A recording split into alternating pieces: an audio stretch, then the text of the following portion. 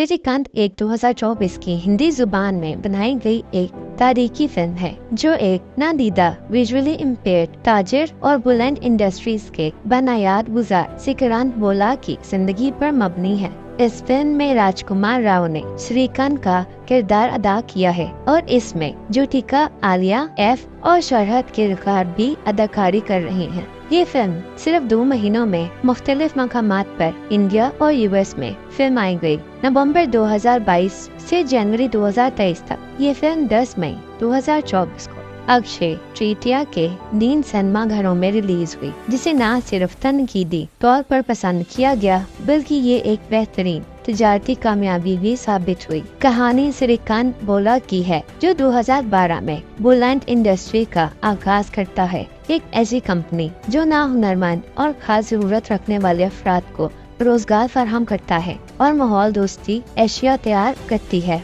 श्रीकांत की पैदाइश आंध्र प्रदेश में हुई। ये आंखों से महरूम पैदा हुआ था जो इसके वालिद दामोदर के लिए एक गम का सबब बना। उनके रिश्तेदार इसे छोड़ देने का मशवरा देते हैं, लेकिन इसकी माँ वेंकटम्मा इसे बचाती हैं। गरीबी और मुश्किलात के बावजूद श्रीकांत तालीम में आगे बढ़ता है। उसकी अजीम उस्ताद देविका इसे हर मोड़ पर सहारा देती है। श्रीकांत को साइंस पढ़ने से रोका जाता है, लेकिन वो अदालत में लड़कर इस हक को हासिल करता है। वो इंडियन इंस्टीट्यूट ऑफ टेक्नोलॉजी में एडमिशन लेना चाहता है, मगर वहाँ भी रुकावट होती है। फिर वो दुनिया के मशहूर MIT यूनिवर्सिटी USA में दाखिला लेता है और वहाँ बेहतरीन तालीम हासिल करता है। MIT के दिनों में वो हैदराबाद की एक लड़की स्वाति से मुलाकात करता है जो उसका सहारा बनती है। स्वाति से इंडिया लौटने पर अपनी कौम के लिए कुछ करने पर मजबूर करती है। इंडिया लौटने के बाद श्रीकांत एक कंप्यूटर सेंटर खोलता है जो नशायत हो जाता है। फिर वो एक पेपर रिसाइकलिंग फैक्ट्री का आगाज करता है जो विजुअली इम्पेयर्ड अफराद को नौकरियां देती है। कई मुश्किलात आती हैं, मगर उसका अज़म मजीद मजबूत हो जाता है।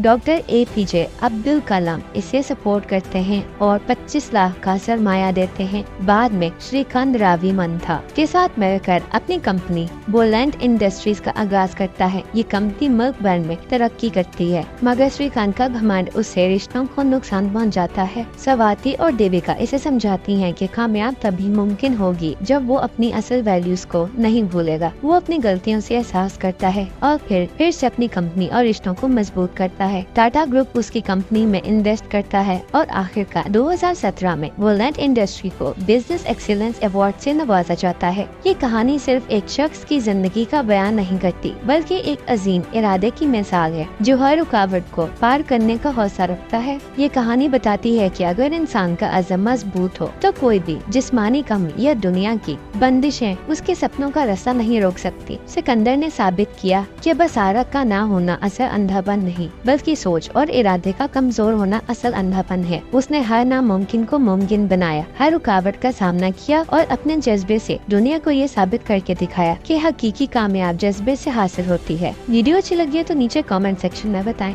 1952 के कोनकान के गांव में एक कहानी पैदा हुई, एक ऐसी कहानी जो आज भी लोगों के दिलों में खौफ बनकर बसती है। इस कहानी का नाम है मुंजिया। गौतिया एक छोटा सा लड़का जो गांव का रहने वाला था, एक अजीब ख्वाहिश रखता था। उसका अरमान था कि वह मुन्नी से शादी करे जो उससे काफी बड़ी थी। अपनी इस ख्वाहिश को पूरा करने के लिए उसने काली जादूगर का सहारा लिया, लेकिन तकदीर उसके हक में नहीं थी। जब उसकी बहन गीता ने उसे रोकने की कोशिश की तो एक खौफनाक हादसा हुआ। गौतिया एक अजीब हालत में मर गया। गांव के लोग समझते थे कि गौतिया एक बदरू बनकर वापस आएगा, क्योंकि उसकी मौत उसके मुंडन के 15 दिन के अंदर हुई थी। गांव वालों ने उसकी आत्मा को उसी दरख्त से बांध दिया जहां वो गिरा था। कुछ सालों के बाद बिट्टू, एक लड़का जो पुणे में रहता था, अजीब सपने देखने लगता है क्योंकि उसको कोई बीमारी हो जाती है। जहाँ वो एक अनजान दरख्त को बार बार देखता है। वो अपनी माँ, पामी और दादी के साथ अपने कजन की सगाई के लिए गाँव जाता है तो उसके सपने और भी ज्यादा डरावने हो जाते हैं। एक दिन चचा बालू से झगड़ा करके बिट्टू मनहूस जगह छिटुकवादी चला जाता है जहाँ सिर्फ खौफ और राज छुपे हैं। वहाँ वो वही दरख्त देखता है जो उसके सपनों में था, लेकिन उस पर मुंझा का कब्जा हो जाता है। बिट्टू की दादी समझ जाती है कि कुछ गलत हो रहा है और वो छिटुकवादी उसे बचाने जाती है। वहाँ वो बिट्टू को बताती है कि